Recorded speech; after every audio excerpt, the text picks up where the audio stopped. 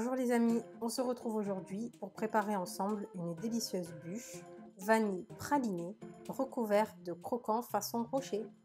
Elle se compose d'un biscuit roulé à la vanille, d'une crème mousseline au praliné.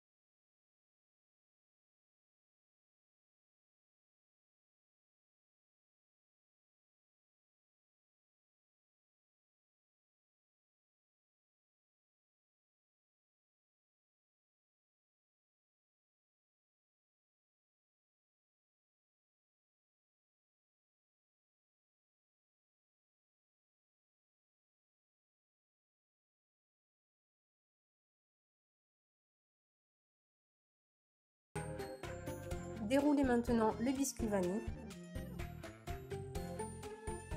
Garnir le biscuit d'une couche de crème mousseline.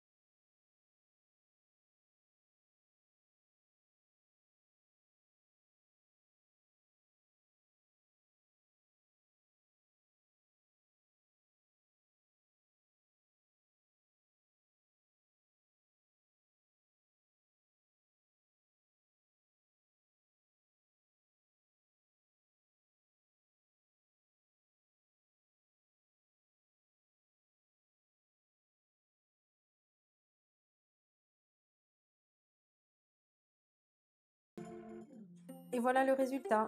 J'espère que cette vidéo vous aura plu. Retrouvez toutes les infos utiles et la liste des ingrédients sous la vidéo. N'hésitez pas à vous abonner à ma chaîne pour ne manquer aucune de mes vidéos. On se retrouve très vite. À bientôt!